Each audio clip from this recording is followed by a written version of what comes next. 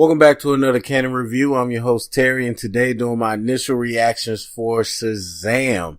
Yes, got to see it at the early sneak peek. And I was actually in Nashville when I saw it. It's kind of cool. But anyway, the long-awaited DC movie for my favorite hero, Captain Marvel, aka Shazam. And so, it's been a while. We've known about this movie for a while. Everything kind of went smooth to plan, but I think for me in the whole process, I had an up and down experience because, again, it is my favorite hero. There was a lot of scrutiny going into it with the casting choices, the directing choices, everything, and everything just kind of came through a watchful eye for me. And eventually I did say that the marketing hooked me. And even after being excited to go see the movie, now that I saw it, I would say the marketing was perfect. So anyway, this is just my initial reaction. It's going to be spoiler free. And then when it comes out, I'm probably going to see this a lot. And then we can do a spoiler reaction. So as far as my initial thoughts, I really loved it. I really loved the movie top to bottom. It is very well directed. I think this is one of the tightest directed films that I've seen in a while.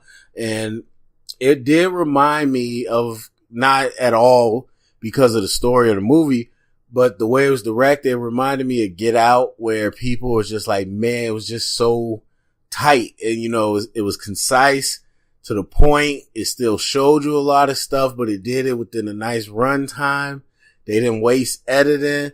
They didn't waste scenes. They put stuff in there that really hit everything that you wanted to hit and gave you a fulfilling story.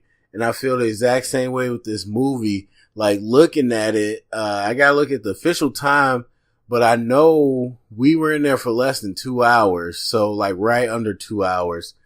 And so to think about all the stuff that you get in the movie that is Shazam related, the stuff that is DC related, the stuff that is, just plain Easter eggs, the stuff that is an adaptation of the story, all the stuff you get in there within this tight time window makes the movie feel really nicely paced. It's like there's no wasted time. We get right into our story, and everything that happens is for a reason and sets up the next thing.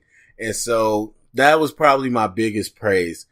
The acting of Billy Batson, Shazam, the way they went back and forth with it, absolutely. Oh my God.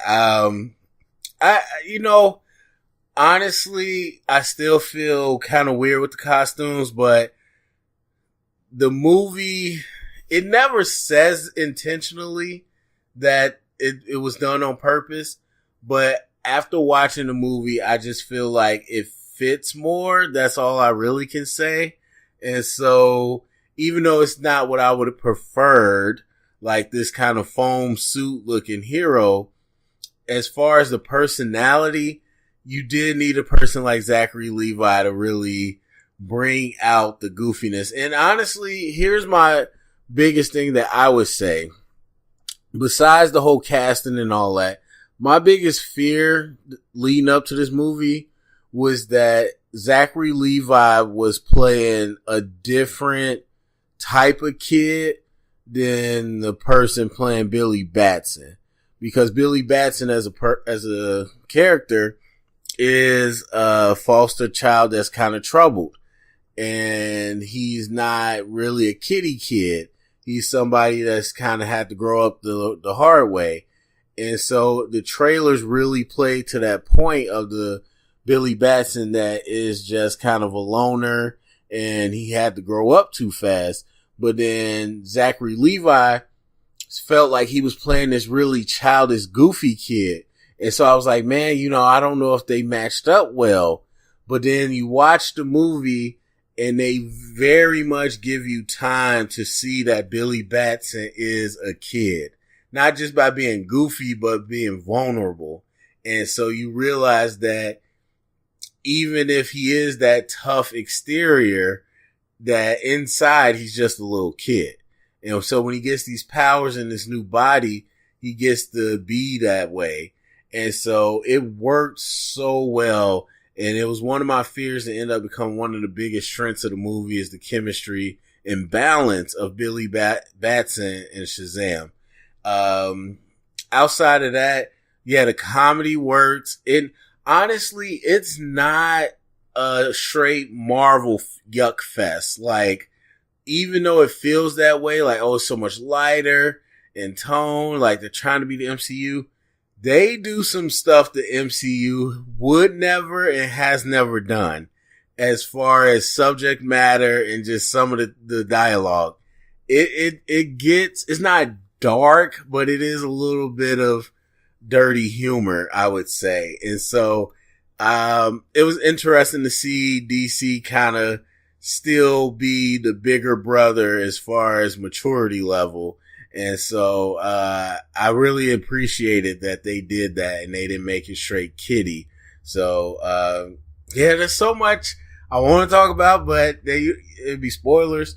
All I'll say is that, look, you look at the trailers and the marketing and all that. And for me, it was like, for a movie that they really got to push, they're not showing a lot of stuff. And they're showing a lot of the same stuff.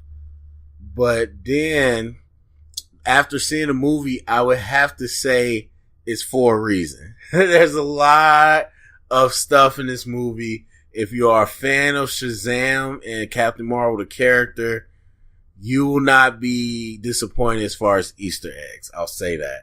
All right. So if I had to give it a grade, I haven't even thought about this till right now. Cause there's not too many negatives I have about it at all. I think technically everything was, top shape. Again, the performances were really strong. The dialogue was really good. The villain was good.